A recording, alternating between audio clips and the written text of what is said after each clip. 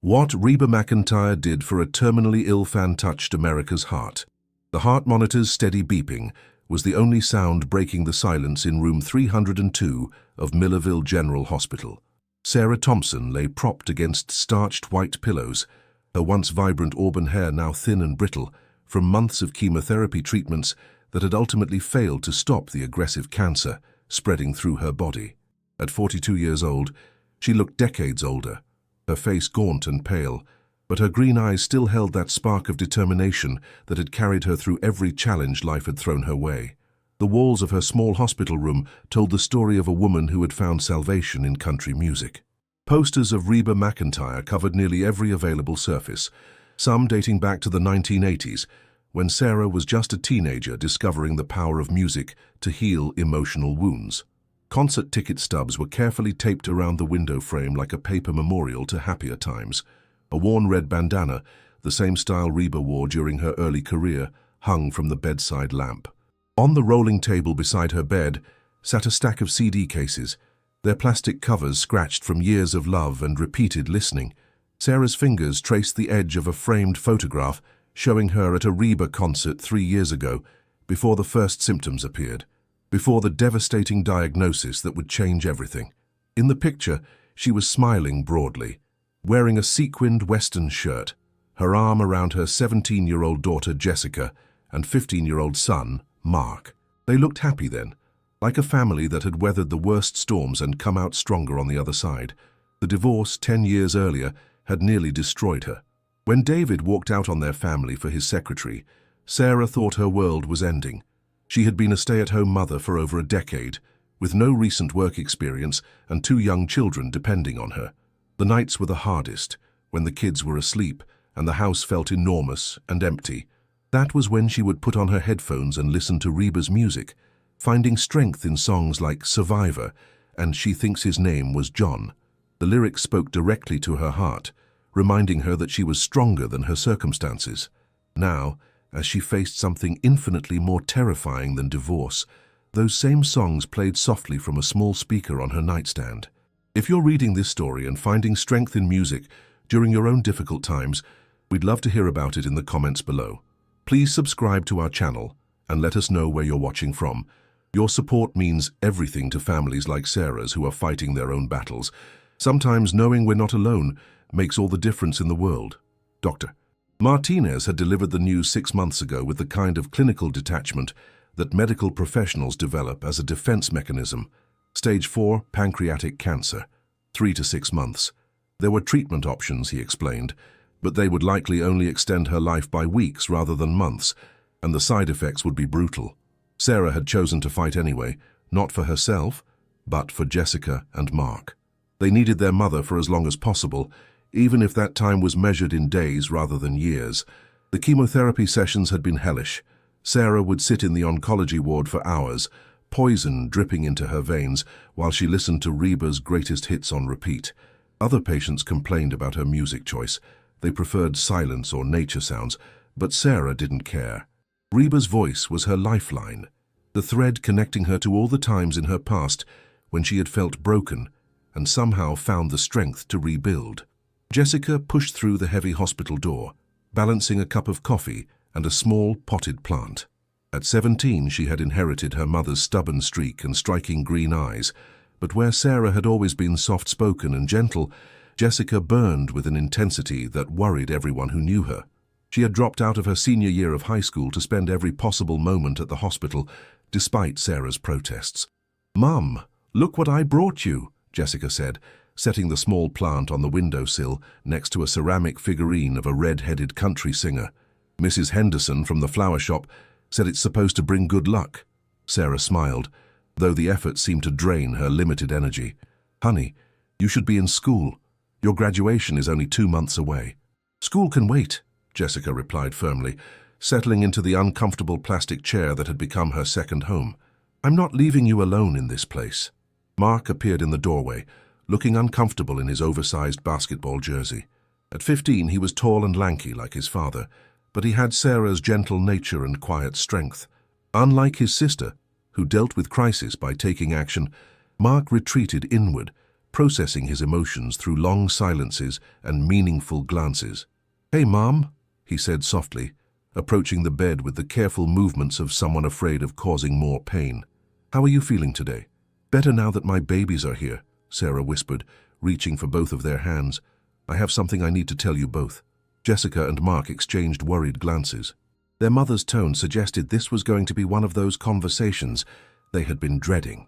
"Dr. Martinez came by this morning while you were getting coffee," Sarah continued, her voice barely audible above the hum of medical equipment. "The latest scans show the cancer has spread faster than they expected.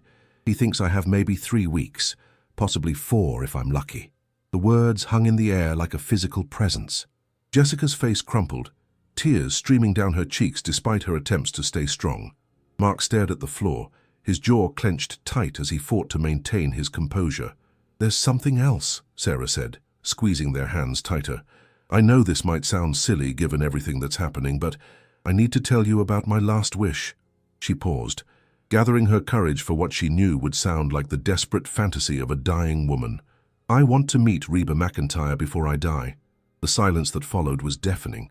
Jessica looked up from her tears, confusion mixing with grief on her face. Mark finally met his mother's eyes, searching for some sign that she was joking.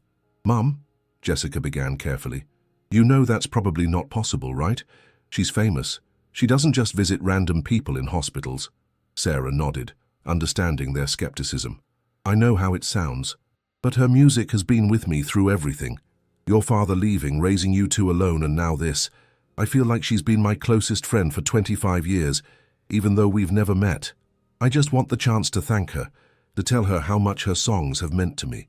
She reached for a worn notebook on her bedside table, its pages filled with handwritten lyrics and personal notes. "I've written down every concert of hers I've attended, every song that got me through a difficult day. Fancy gave me the courage to go back to work after the divorce. The greatest man I never knew helped me understand your father's limitations. Survivor became my anthem when I thought I couldn't take another step forward." Mark cleared his throat, his voice thick with emotion. "What do you want us to do, Mom?" "I want you to try," Sarah said simply. "I know it's a long shot, maybe impossible, but I need to know we tried everything. If I'm going to leave this world, I want to leave knowing that miracles are still possible, even if this one doesn't happen for me." Eleanor Hawkins, the head nurse on the oncology ward, had been listening from the doorway. She was a practical woman in her 50s who had seen hundreds of terminal patients make impossible requests in their final weeks. Usually she would gently redirect these conversations toward more realistic goals, video messages from grandchildren, visits from old friends, or simple comfort measures. But something about Sarah's quiet dignity and the desperate hope in her children's eyes made her pause. "Sarah, honey," Eleanor said, entering the room with the kind of professional sympathy that came from years of practice. "I understand how much this means to you. But celebrities like Reba McEntire have security teams and managers who protect them from thousands of requests every day. Maybe we could reach out to her fan club or try to get an autographed photo." Jessica stood up abruptly, her chair scraping against the linoleum floor. "No, that's not enough. If my mum says she wants to meet Reba McEntire, then that's what we're going to try to make happen." "Sweetie, I admire your determination," Eleanor continued, "but you need to be realistic about this. Your mother is very sick, and false hope can sometimes be more cruel than honest acceptance." The words stung because they carried the weight of truth. Sarah closed her eyes, feeling the familiar exhaustion that came with fighting both disease and disappointment. She had spent her entire adult life being practical, making sensible decisions, accepting limitations. Maybe this was just another limitation she needed to accept. But Jessica was already pulling out her phone, her fingers flying across the screen with the kind of focused intensity that had gotten her straight A's throughout high school. "Mark, help me figure out how to make a video," she said, ignoring Eleanor's disapproving expression. "We're going to tell Mom's story, and we're going to make sure the right people see it." As afternoon melted into evening, the small hospital room became a hive of activity that would set in motion events none of them could have imagined. Jessica had never been one to back down from a challenge. When she was 12, she had organized a neighborhood fundraiser to save the local animal shelter. When she was 14, she had successfully petitioned the school board to add more healthy options to the cafeteria menu. Now at 17, she was facing the biggest challenge of her life, and failure was not an option. "Mark, hold the phone steady," she instructed, positioning herself beside their mother's hospital bed. "We need good lighting and clear audio." Sarah watched her daughter with a mixture of pride and concern. Jessica's determination was both her greatest strength and her most dangerous weakness.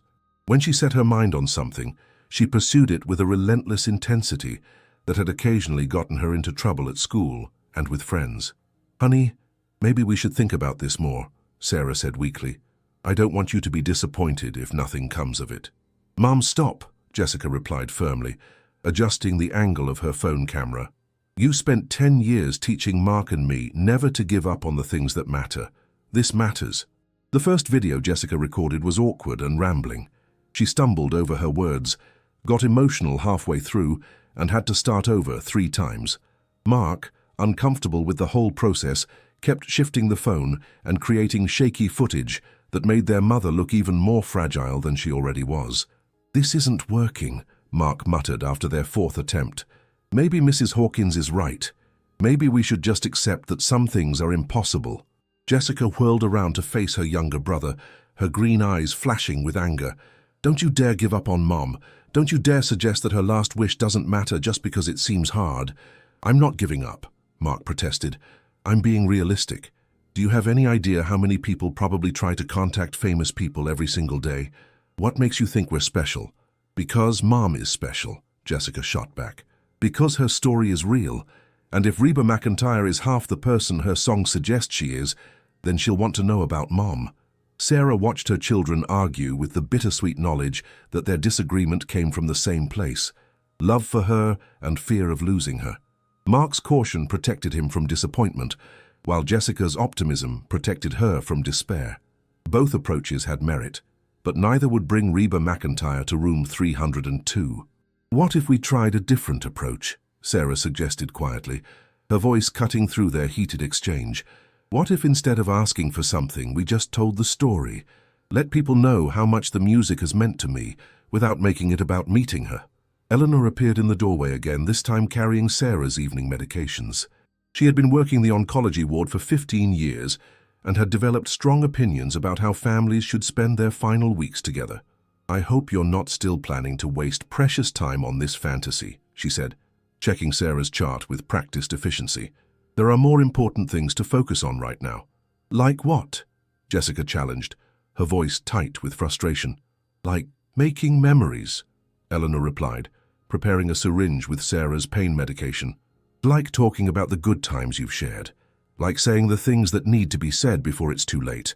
The words hit harder than Eleanor probably intended. The truth was that Jessica and Mark had been avoiding those kinds of conversations, focusing instead on treatments and hope, and anything that didn't require them to acknowledge the inevitable. "We have time for both," Sarah said diplomatically, though she could feel her energy fading as the day wore on. "We can make memories and chase dreams at the same time." After Eleanor left, Jessica sat down heavily in her chair and stared at her phone screen. "Maybe she's right, Mum. Maybe I'm being selfish, trying to make your last weeks about some impossible quest instead of just being here with you."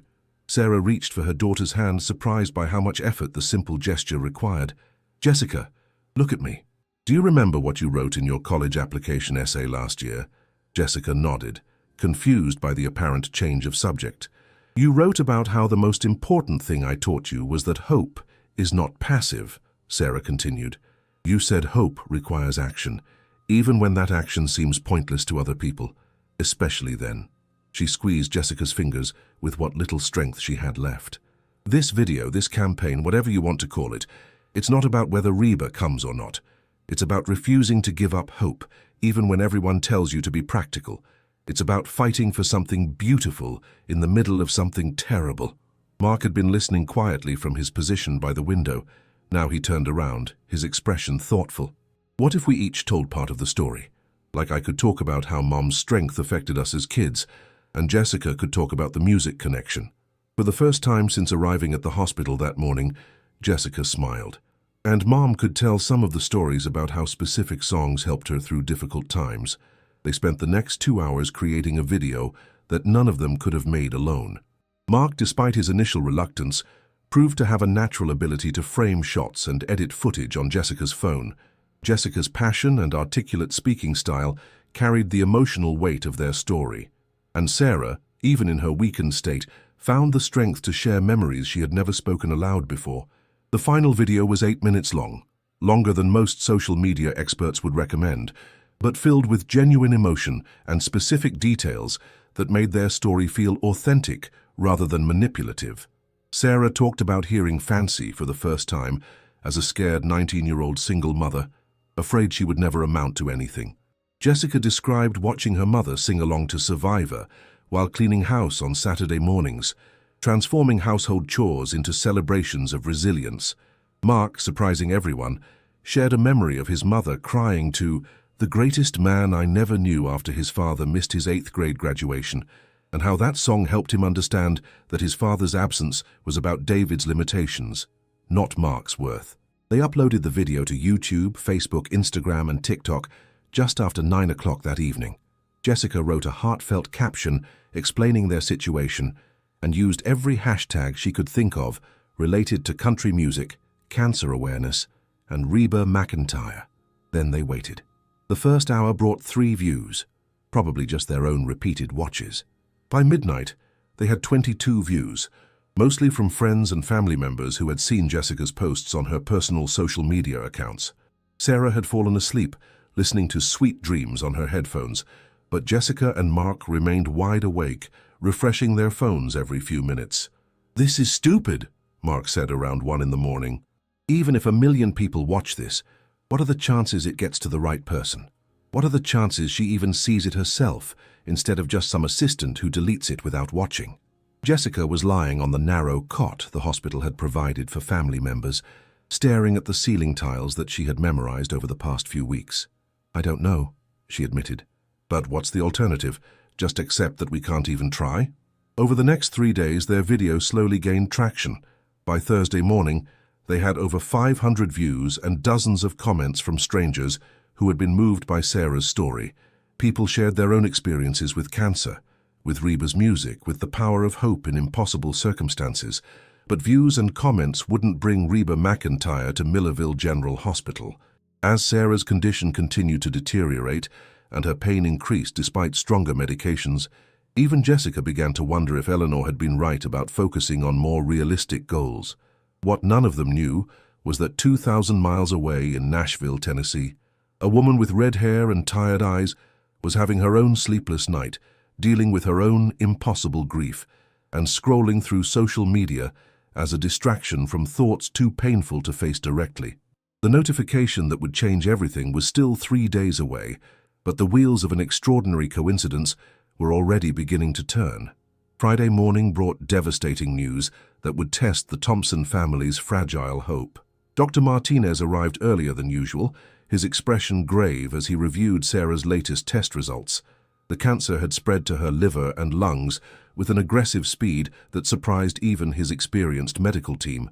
"I'm afraid we need to revise our timeline," he said gently, pulling up a chair beside Sarah's bed.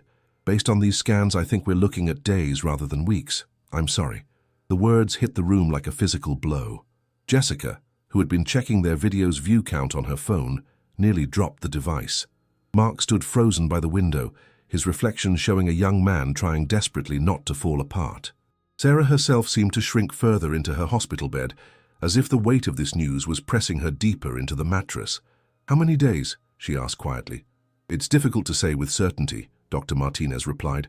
"Perhaps 5 to 7, possibly 10 if you respond well to increased pain management. I want you to know that we'll do everything possible to keep you comfortable." After the doctor left, the room fell into a heavy silence broken only by the increasingly rapid beeping of Sarah's heart monitor. Her body was fighting a battle it could not win, and everyone in that room knew it. "Mom," Jessica whispered, her voice cracking with emotion, "I'm so sorry. I wasted our time on this stupid video instead of just being here with you." Sarah turned her head slowly to look at her daughter. The effort clearly exhausted her, but her eyes remained bright with the fierce love that had carried their family through every crisis. "Don't you dare apologize for hope," she said firmly. "Don't you dare apologize for trying to make something beautiful happen in the middle of all this darkness." Over the weekend, their video began gaining momentum in ways none of them had anticipated. A popular country music blog had shared it with their 50,000 followers. A cancer support group on Facebook had posted it in their community of 200,000 members. By Sunday evening, they had over 15,000 views and hundreds of comments from people around the world who had been touched by Sarah's story. But 15,000 views still felt impossibly far from reaching Reba McEntire herself. Jessica had tried direct messaging every social media account associated with the singer, had emailed her management company, and had even called the customer service line for her fan club. Each attempt was met with polite, automated responses, thanking her for her interest and explaining that due to the volume of requests, individual responses were not possible. Meanwhile, Sarah's condition continued to deteriorate with frightening speed. She could barely stay awake for more than an hour at a time, and even simple conversations left her breathless and exhausted. The nurses had increased her morphine drip, which helped with the pain, but left her floating in and out of consciousness. On Monday morning, Eleanor found Jessica crying in the family lounge at 3 in the morning. The young woman had dark circles under her eyes and looked like she had not slept properly in days. "Honey, you need to go home and rest," Eleanor said, sitting down beside her. "Your mother needs you to be strong, and you can't be strong if you're running yourself into the ground." "I can't leave her," Jessica replied, wiping her eyes with a tissue that had seen too much use. "What if something happens while I'm gone? What if she asks for me and I'm not here?" Eleanor had had this conversation with countless family members over the years. The guilt and fear that came with potentially missing a loved one's final moments was one of the cruelest aspects of terminal illness. "Jessica, can I tell you something that might help?" Eleanor asked gently. "In my 15 years working this ward, I've learned that people often choose when to let go. They wait for the right moment when they feel their family is ready, when they've said what needs to be said. Your mother is not going anywhere while she knows you and Mark still need her." Back in Sarah's room, Mark was showing his mother the latest comments on their video. People from Australia, England, Canada, and Mexico had shared their own stories about how Reba's music had helped them through difficult times. A woman in Texas wrote about playing Survivor during her own cancer treatments. A man in Ohio described dancing to Fancy at his daughter's wedding because it was his late wife's favorite song. "Look at this, Mom," Mark said softly, reading from his phone screen. "This lady says that watching our video reminded her to call her sister and tell her she loves her. She says our family inspired her to not waste time on old grudges." Sarah smiled weakly. Even in her drugged state, she could appreciate the irony that their failed attempt to reach one person had ended up touching hundreds of strangers instead. "Maybe that's enough," she whispered. "Maybe that's the real miracle." But Jessica was not ready to give up. Tuesday afternoon, she received a direct message on Instagram from someone with a verified account, a country music journalist with over 1 million followers who wanted to write an article about their story. Wednesday morning brought a request from a local news station, asking if they could interview the family for their evening broadcast. "This is getting out of hand," Eleanor warned, clearly uncomfortable with the media attention their situation was attracting. "Your mother is very sick. She doesn't need the stress of reporters and cameras. She doesn't need people telling her what she can and can't handle either," Jessica replied sharply. "If Mom wants to do interviews, that's her choice." Sarah, despite her weakening condition, agreed to speak with the local news team. She wanted people to understand that their campaign was not about celebrity worship or seeking attention. It was about the power of music to heal, the importance of hope in dark times, and the love between a mother and her children. The interview aired on Wednesday evening and was picked up by the regional cable network. By Thursday morning, their original video had over 100,000 views and was being shared across platforms faster than Jessica could track. That Thursday afternoon, something unprecedented happened in the social media offices of Big Machine Label Group in Nashville. Sarah Martinez, a 25-year-old content coordinator whose job involved monitoring mentions of the label's artists, was scrolling through the hundreds of tags related to Reba McEntire when she came across a video that made her stop everything she was doing. Sarah Martinez had been named after the country music legend and had grown up listening to her music. She had taken this job partly because it allowed her to work in the industry that had shaped her childhood. She had seen thousands of fan videos over the years, but something about this particular story grabbed her attention and would not let go. The video showed a dying woman in a hospital bed, surrounded by concert memorabilia, and talking about how Reba's music had been her companion through divorce, single motherhood, and now terminal cancer. The woman's children, barely adults themselves, were fighting to make their mother's last wish come true against impossible odds. Their love for each other was evident in every frame, their desperation palpable and heartbreaking. Sarah Martinez watched the video 3 times before reaching for her phone to call her supervisor. She had never done anything like this before in her 2 years with the company, but she knew that some stories were too important to get lost in the noise of social media. What she did not know was that at that exact moment, 2 floors above her office, Reba McEntire herself was dealing with her own devastating loss. The country music legend had recently lost her beloved mother, Jacqueline, to cancer after a long and painful battle. The grief was still raw, the pain still overwhelming, and Reba had been struggling to find meaning in a world that suddenly felt much emptier. The call from Sarah Martinez would reach Reba's assistant within the hour. The video would be forwarded to Reba's personal phone by 5 o'clock that afternoon, and by 6:30 that evening, a private jet would be fueled and ready for an emergency flight to Tennessee, carrying a country music superstar on a mission that would surprise everyone involved, including herself. But in room 302 of Millerville General Hospital, none of this was known. Sarah Thompson was sleeping fitfully, her breathing shallow and labored. Jessica was researching experimental treatments on her laptop, still refusing to accept that medicine had reached its limits. Mark was reading aloud from the comments on their video, sharing messages of hope and love from strangers who had become unexpected companions in their journey.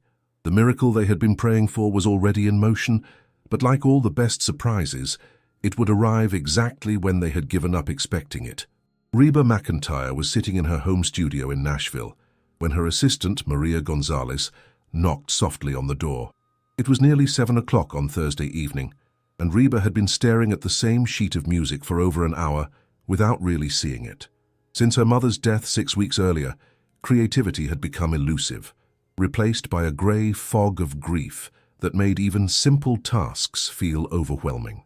"I'm sorry to bother you," Maria said hesitantly, "but there's something I think you need to see. One of the social media coordinators at Big Machine forwarded this video, and honestly, I can't stop thinking about it." Reba looked up from her guitar, noticing the unusual emotion in Maria's voice. In 5 years of working together, she had never seen her typically composed assistant look so affected by anything work-related. "What kind of video?" Reba asked, setting down her guitar and accepting Maria's tablet. "It's about a woman in Tennessee who's dying of cancer," Maria explained quietly. "Her daughter made this video about how your music has helped their family through everything. Reba, it's the most beautiful thing I've ever seen, and the most heartbreaking." Reba pressed play and watched as Sarah Thompson's story unfolded on the small screen. Within the first minute, she felt something shift inside her chest, a recognition so profound it made her hands tremble slightly. Here was a woman facing death with the same quiet dignity her own mother had shown. Here were children watching their mother slip away, just as Reba had watched Jacqueline fade, despite every medical intervention available. When Sarah began talking about how sweet dreams had comforted her during sleepless nights after her divorce, Reba felt tears starting in her eyes. When Jessica described her mother singing Survivor while doing housework, transforming mundane chores into acts of defiance against despair, Reba found herself remembering her own mother's strength in the face of impossible odds. But it was Mark's quiet confession about understanding his father's limitations through "The Greatest Man I Never Knew" that broke something open inside Reba's chest. She had written that song about her own complicated relationship with her father, never imagining it would help a teenage boy make sense of abandonment and disappointment. By the time the video ended, Reba was crying openly, the first real tears she had allowed herself since her mother's funeral. Maria waited quietly, understanding that this moment required space rather than words. "How long ago was this posted?" Reba finally asked, her voice thick with emotion. "The original video went up 5 days ago," Maria replied, "but it's been gaining momentum. The local news story aired yesterday, and it's been picked up by several regional networks. The family has no idea their story has reached this far." Reba wiped her eyes and watched the video again, this time focusing on details she had missed during her emotional first viewing. She noticed the careful way Sarah had arranged her memorabilia around the hospital room, creating a shrine to hope in the middle of despair. She saw how Jessica and Mark looked at their mother with fierce protective love, the same way Reba and her siblings had looked at Jacqueline during her final weeks. "Maria, what do we know about this family's situation?" Reba asked, her mind already working through possibilities. "I had Sarah Martinez from Big Machine do some research after she forwarded the video," Maria replied, pulling up notes on her phone. "Sarah Thompson, 42 years old, single mother in Millerville, Tennessee. That's about 2 hours east of here. Diagnosed with pancreatic cancer 6 months ago. According to the most recent news interview, doctors have given her less than a week." The words hit Reba like a physical blow. Less than a week. This woman who had found strength in her music, who had raised 2 remarkable children, who faced death with such grace, she had less than a week left. "I need to call my pilot," Reba said suddenly, standing up from her chair with more energy than she had felt in weeks. "Reba, what are you thinking?" Maria asked, though her tone suggested she already knew. "I'm thinking that some things are more important than schedules and security protocols," Reba replied, already reaching for her phone. "I'm thinking that if music can give someone strength, then maybe the person who made that music has a responsibility to show up when it really matters." Maria had worked with enough celebrities to know that good intentions often collided with practical realities. "What about your schedule? You have the charity gala tomorrow night and the recording session on Saturday." "Cancel them," Reba said without hesitation. "Cancel everything until Monday, and call Dr. Patterson. I want to know what we can do to help with her medical expenses." "Reba, are you sure about this? Once you show up at that hospital, there's no controlling what happens next. The media attention alone could be overwhelming for a family that's already going through hell." Reba paused, considering Maria's concerns. She thought about her own mother's final days, how overwhelming it had been to deal with well-meaning visitors while trying to process grief and fear. But she also remembered how much it had meant when Johnny Cash had called personally after hearing about Jacqueline's diagnosis, how that 5-minute conversation had lifted her mother's spirits for days. "You're right about the media attention," Reba acknowledged. "So we do this quietly. No advance notice, no publicity. We go in, we spend time with this family, and we let them decide how public they want any of this to be."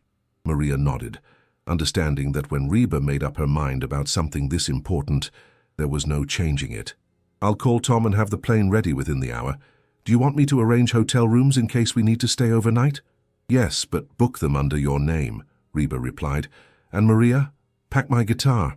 If I'm going to do this, I want to be able to give them music, not just a celebrity visit." While Maria made the necessary arrangements, Reba sat alone in her studio and thought about the strange circularity of life. For 30 years, her music had been reaching people in their darkest moments, offering comfort and strength to strangers she would never meet. Now, in the middle of her own grief, she was being called to step out from behind the music and offer that comfort face to face.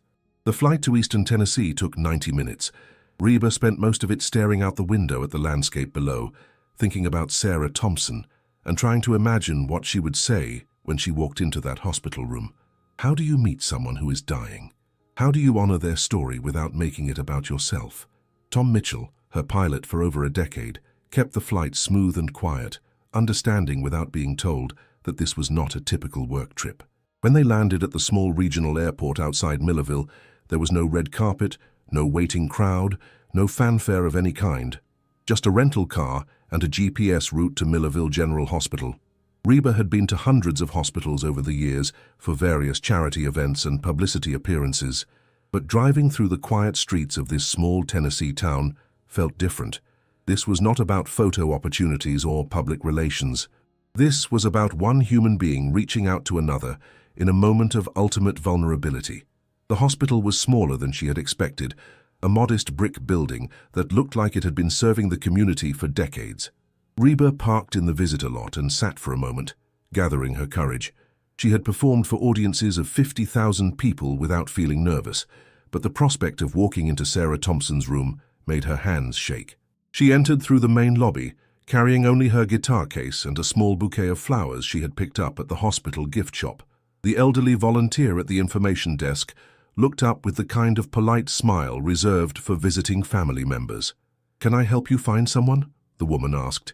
"I'm here to see Sarah Thompson," Reba replied quietly. "Room 302. The volunteer checked her computer screen, then looked up with a slightly confused expression. "Are you family? I don't have you on the approved visitor list." Reba hesitated. She could explain who she was, which would likely cause a commotion that might disturb other patients and their families. Or she could try a different approach. "I'm a friend," she said simply. "Sarah has been hoping I could visit." Something in Reba's tone must have conveyed the importance of this moment, because the volunteer's expression softened. "Third floor, take the elevator to your right. But visiting hours end at 9 o'clock. Reba glanced at her watch. It was 8:15. She had 45 minutes, which would have to be enough. The elevator ride to the third floor felt endless. When the doors opened, she found herself in a quiet hallway, lined with patient rooms. A few family members moved between rooms, their faces showing the strain of long vigils and difficult conversations. This was a place where ordinary people faced extraordinary challenges, with whatever strength they could muster. Room 302 was halfway down the hall. The door was partially open, and she could hear soft voices inside. Jessica reading aloud from what sounded like social media comments, Mark responding with occasional questions or observations. There was no sound from Sarah herself. Reba stood outside the door for a full minute, listening to this family's private conversation and wondering if she was about to intrude on something sacred. Then she remembered Sarah's face in the video, the way she had talked about music being her companion through every crisis, and she knew that some intrusions were actually invitations. She knocked softly on the door frame. "Come in," Jessica called, assuming it was another nurse or doctor. Reba pushed the door open and stepped into the room, her guitar case in one hand and flowers in the other.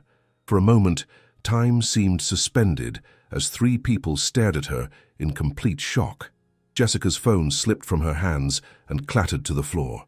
Mark's mouth dropped open, his eyes wide with disbelief, and Sarah, propped up against her pillows with an oxygen cannula in her nose, blinked slowly, as if she might be hallucinating.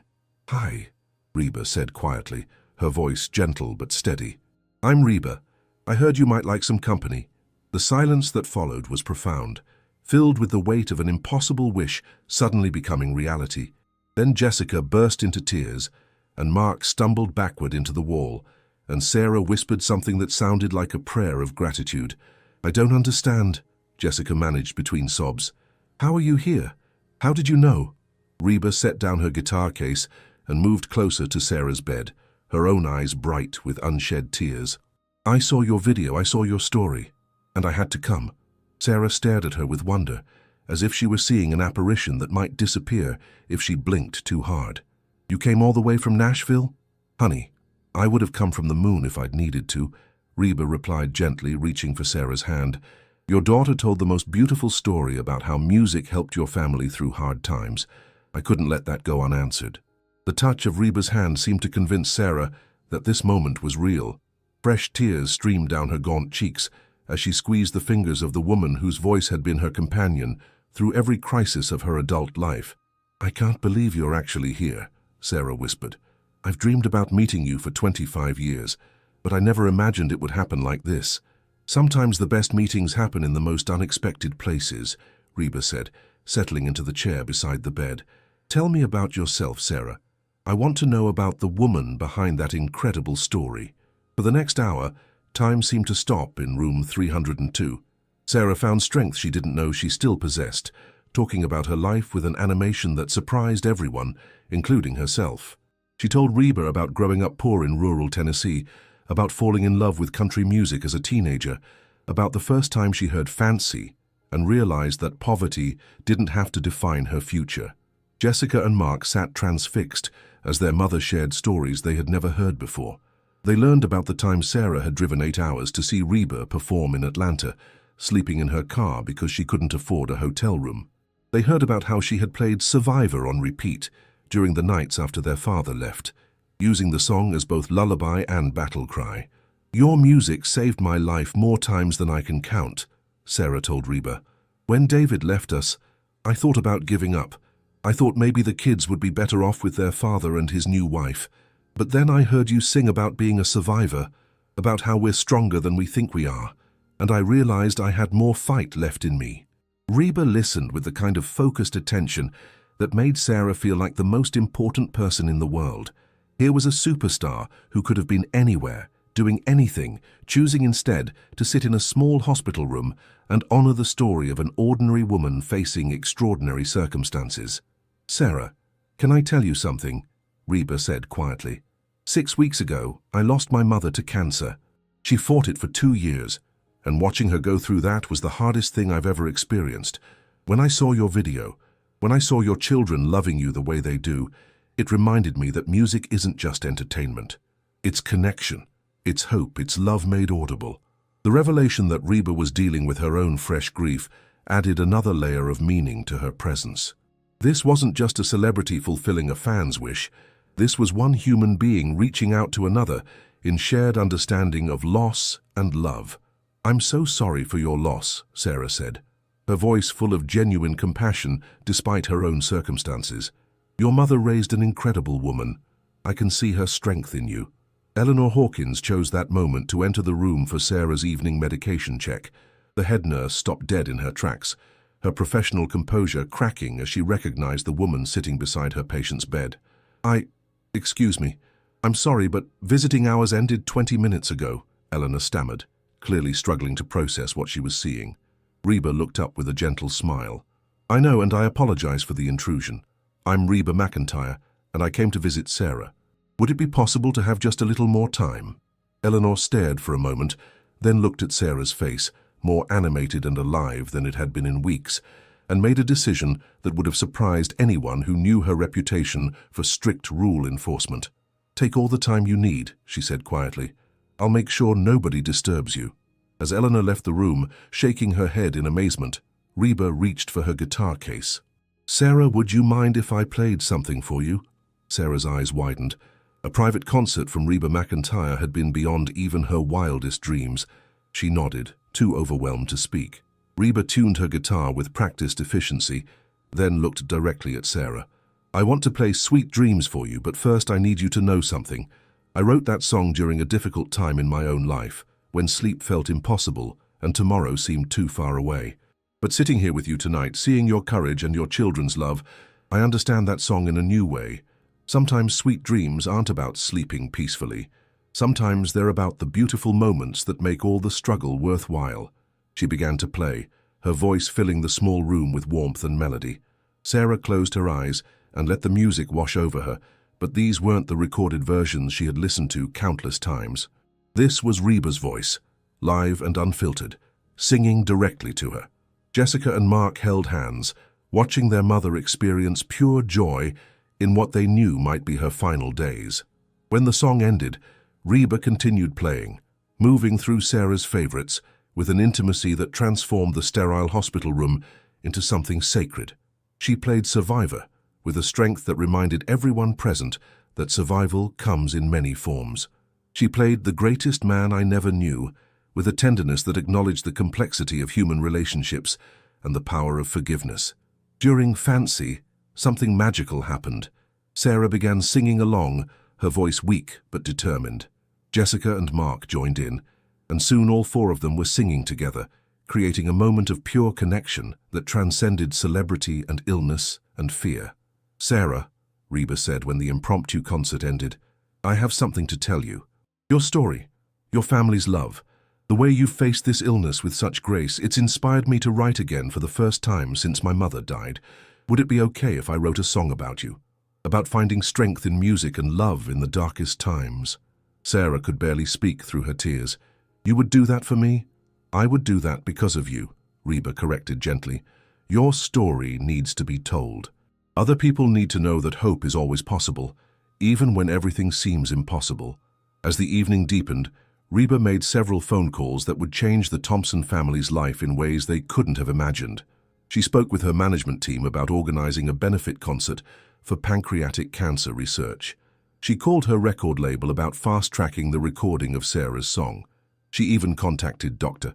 Patterson, one of the country's leading oncologists, arranging for a consultation about experimental treatments that might extend Sarah's time with her children. But perhaps most importantly, she simply stayed. While Jessica and Mark dozed in their chairs, Reba sat beside Sarah's bed, holding her hand and talking quietly about life, music, and the mysterious ways that people find each other when they need it most. "Reba," Sarah whispered as dawn light began filtering through the hospital window. "I need to tell you something. Even if I don't make it through this, tonight made everything worth it. You gave me the most beautiful gift. You showed my children that miracles are real." "Sarah, you gave me a gift too," Reba replied. "You reminded me why I make music in the first place. It's not about awards or chart positions. It's about moments like this, when songs become bridges between hearts." 6 months later, Sarah Thompson was still alive, defying every medical prediction and continuing treatments that Reba's intervention had made possible.